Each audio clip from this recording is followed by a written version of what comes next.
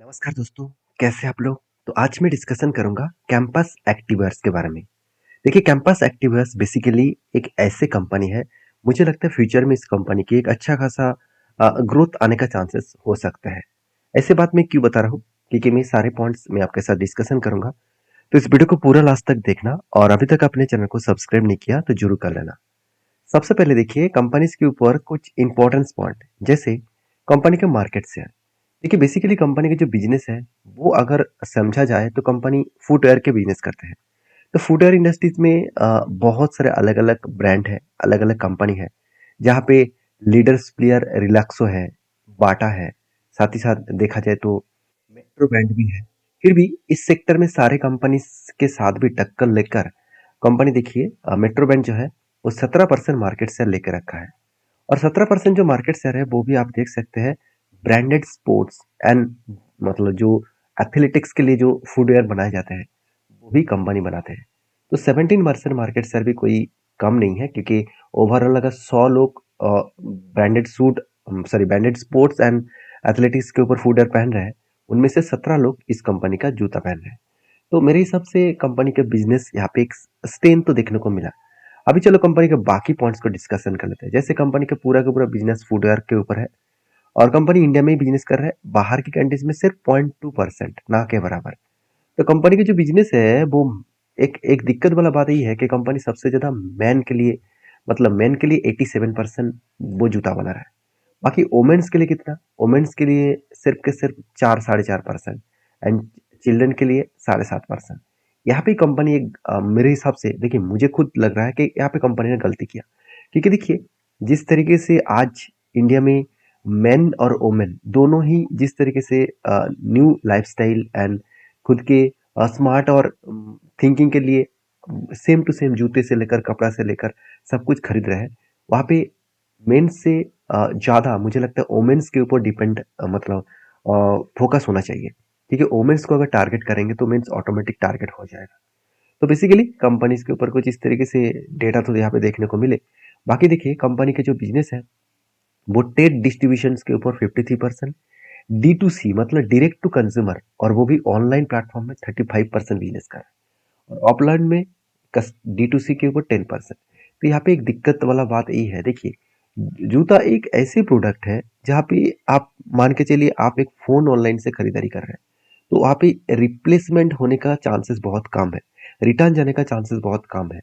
फिर भी आप अगर कोई जूता ऑनलाइन से ऑर्डर कर रहे हैं तो आपका जो मतलब पाँव का जो साइज है तो वो ना मैच करे तो आप रिटर्न जरूर करेंगे। तो यहाँ पे जो ऑनलाइन प्लेटफॉर्म के ऊपर कंपनी ज्यादा फोकस रखे है, ये थोड़ा सा कंपनी को दिक्कत दे सकते हैं।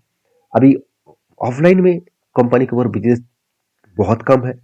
बाकी कंपनी ट्रेड डिस्ट्रीब्यूशन मतलब कुछ डिस्ट्रीब्यूशन के माध्यम से, डिस्ट्रीब्यूटर के माध्यम से बिजनेस कर रहा है।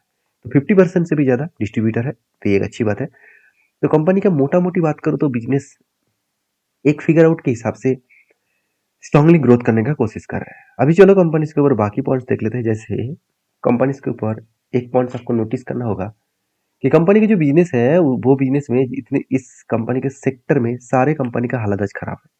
क्योंकि पूरा पूरा के लिए पूरा लेदर सेक्टर में देखा जाए तो मेट्रो ब्रांड से लेकर रिलैक्सो, बाटा, कैंपस, मयूर, तो इस तरीके से सारे कंपनीज का हालत देख लीजिए। सेल्स ग्रोथ सारे के सारे कंपनीज के खराब है एंड प्रॉफिट ग्रोथ सारे कंपनीज के खराब नहीं करूंगा कहूंगा। फिर भी एवरेजली देखा जाए तो 10% के आसपास, टोटल 14 कंपनी में 10% के आसपास एवरेजली सेल्स ग्रोथ कम है एंड प्रॉफिट ग्रोथ कम है। तो सिर्फ कंपनी के सेल्स ग्रोथ खराब है, कंपनी के प्रॉफिट ग्रोथ खराब है, ये कहना गलत होगा। पूरा के पूरा सेक्टर का हालत ही खराब है। अभी कंपनी के कुछ इंपॉर्टेंस पॉइंट को देख लेते हैं। जैसे कंपनी के देखिए मार्केट कैप के हिसाब से कंपनी का वैल्यूएशन बहुत हाई है। मैं आपको पहले भी डिस्कशन कर चुका हूँ, किसी भी कंपनी का अगर वैल्यूएशन हाई हो और वो भी कंपनी का मार्केट कैप अगर स्मॉल कैप हो, और उस टाइम में अगर पूरा का पूरा मार्केट में ही नेगेटिव सेंटिमेंट हो, तो शेयर में एक भारी फॉल देखने को मिलेगा। जैसे आज क्या है, आज आप सभी जानते हैं इसराइल के साथ ईरान का युद्ध स्टार्ट हो चुके हैं, क्रूड ऑयल का प्राइस बढ़ रहा है। उसके साथ साथ बहुत सारे, जैसे इंडिया के साथ कनाडा का भी कुछ इस तरीके से इशू चल रहा है, खराब सिचुएशन चल रहा है। तो ये कुछ मार्केट को नेगेटिव सेंटीमेंट के लिए काफी है। उसके साथ साथ एफआईएस जो है वो खुद इंडिया में माल बेचकर चाइना में माल खरीदना शुरू कर चुके हैं। तो इस सारे कारण के वजह से सबसे ज़्यादा पिटाई देखने को मिलेगा स्मॉल कैप टाइप कंपनी को। तो जो कुछ दिनों से इस कंपनी के ऊपर लगातार गिरावट हो रहा है, तो वो यही एक कारण है, क्योंकि इसका हाई हुआ था 372 52 वीक हाई में, और कंपनी का करंट प्राइस चल रहा है 300 के आसपास। तो ओवरऑल कंपनी 50% करेक्शन हो चुके हैं, 52 लो से लेकर 52 हाई तक। तो कंपनी के ऊपर देखिए, बाकी देखिए कर्जा तो ठीक है, चलो कर्जा ठीक ठाक है, आरओसी आ रही ठीक है।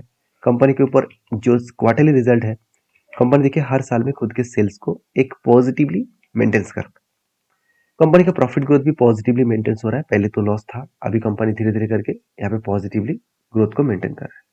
एक अच्छी बात है, यहाँ पे कंपनी अच्छा खासा यहाँ पे ग्रोथ को मेंटेन कर रहा है और अच्छा खासा यहाँ पे जर्नी को मेंटेन कर रहा है, जो कंपनी को आगे बढ़ाने के लिए काफी है। तो चलो अभी कंपनी के बाकी पॉइंट्स को देख लेते हैं, जैसे कंपनी के प्रॉफिट एंड लॉस साल भर में क्या हो रहा है। देखिए लास्ट 5 ईयर्स में एंड लास्ट 3 ईयर्स में तो ठीक ठाक था, मगर करंट ईयर में कंपनी बुरी तरीके से पिटाई हो चुके हैं, और यही कारण की वजह से शेयर में लगातार गिरावट का माहौल देखने को मिला।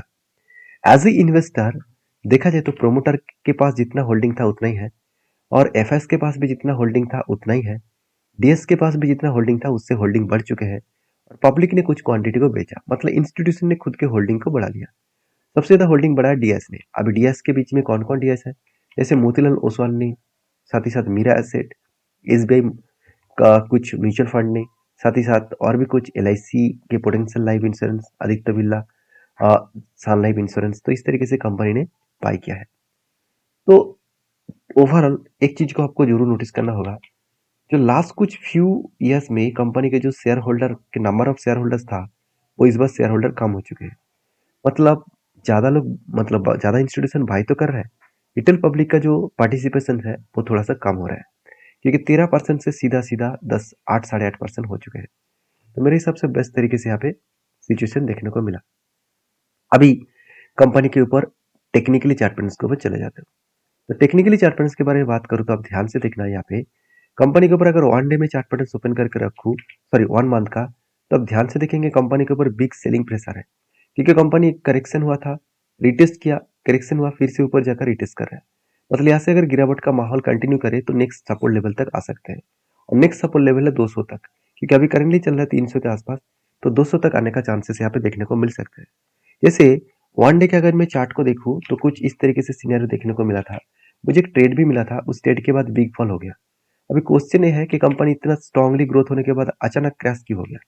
देखिए मैं सारे टेक्निकली चार्ट पैटर्न्स को ओपन करूँ, ध्यान से देखना, यहाँ पे एक पैटर्न्स बना था, एक कप बने, सॉरी माफी चाहता हूँ, एक हैंडल बने, सॉरी यहाँ पे एक शोल्डर बने, उसके बाद बिग हेड बने, उसके बाद शोल्डर बने, मतलब यहाँ पे शोल्डर कम हेड कम शोल्डर बने, और फाइनली यहाँ पे ब्रेकआउट भी हुए, रिटेस्ट किया, उसके बाद ऊपर गया। और देखिए इसी जगह पे मैंने एग्जिट कर लिया। क्यों कर लिया मैं आपको बता रहा हूँ। मेरा एक्चुअली टारगेट था कुछ इस तरीके से लेवल्स में, 394 का लेवल में, अगर एंट्री पॉइंट से टारगेट तक देखूँ तो ऑलमोस्ट 30% का टारगेट मिलना चाहिए था, और मैंने एक्चुअली एग्जिट किया, मैं थोड़ा सा नीचे एग्जिट कर लिया हूँ, अराउंड 17% के आसपास। तो मैंने एग्जिट क्यों किया वो मैं आपको बता रहा हूँ, ध्यान से देखना। कंपनी के ऊपर यहाँ पे मुझे एक स्ट्रांगली रेजिस्टेंस फील हुआ, और रेजिस्टेंस फील इसीलिए हुआ क्योंकि कंपनी जब नीचे आया था, देखिए यहाँ पे कंपनी जब नीचे आ रहा था उसके बाद रिकवरी करने का कोशिश किया, और रिकवरी करने का कोशिश तो किया, यहाँ पे कंपनी रिकवरी फेल हो गया। मतलब कंपनी प्रीवियस जो हाई था उस हाई लेवल तक जा नहीं पाया, मतलब यहाँ पे लोअर हाई बन चुके थे। इसका मतलब यहाँ पे सीधा सीधा एक स्ट्रेटजीज बनना था, कंपनी नीचे आएगा। तो यही जो लेवल था, ये लेवल कंपनी के लिए स्ट्रांगली रेजिस्टेंस कम सप्लाई जोन बन चुके हैं, क्योंकि यहाँ से ही कंपनी का क्रैश हुआ था। उसी लेवल कंपनी जब भी टच करे वहां से क्रैश होने का चांसेस था, और मैंने देखा कि कंपनी उसी जगह पे टच करने के बाद अगर इस लेवल के ऊपर कोई नेक्स्ट डे ग्रीन कैंडल बनता तो मैं कंटिन्यू करता। जब इस नीचे क्लोजिंग हुआ तो मैंने एग्जिट कर लिया, छोटे मोटे प्रॉफिट के साथ एग्जिट कर लिया। ऑब्वियसली छोटे प्रॉफिट नहीं कहूंगा, मेरे एंट्री पॉइंट से, मेरा जो एंट्री पॉइंट था कुछ इस तरीके से लेवल से, एंट्री पॉइंट से अगर मैं एग्जिट पॉइंट तक देखूँ तो अराउंड 16-17% के आसपास रिटर्न मिला, वो भी 53 डेज में। 53 डेज का मतलब है सिर्फ के सिर्फ 2 मंथ के अंदर अंदर। तो इस तरीके से स्ट्रैटेजीज को मैं यूज करके काम करता हूँ। अगर आप स्ट्रैटेजीज को सीखना चाहते हैं, जानना चाहते हैं, तो इस चैनल को सब्सक्राइब करिए। मेरे तरफ से कोई भी यहाँ पे बाय एंड सेल का रिकमेंडेशन नहीं है। अगर काम करना है तो आपके सेवी रजिस्टर एडवाइजर के साथ बातचीत करके काम करिए, क्योंकि मेरा काम है सारी चीज आपके साथ एनालिसिस करना, सारी चीज आपके साथ शेयर करना, आपको सिर्फ एज ए इंफॉर्मेशन देने के लिए। एज ए एजुकेशन पर्पज में सारे अपडेट देने के लिए। तो मिलते हैं नेक्स्ट वीडियो में, तब तक आप इंतजार करिए नेक्स्ट वीडियो के लिए। और हाँ, मैं रिक्वेस्ट करूंगा, अगर आपको किसी भी कंपनीज के ऊपर इंक्वायरी चाहिए, मतलब डिटेल्स वीडियो चाहिए, तो मुझे जरूर कमेंट्स करके बताना। वीडियो अच्छा लगे तो प्लीज़ लाइक भी करना। Thank you.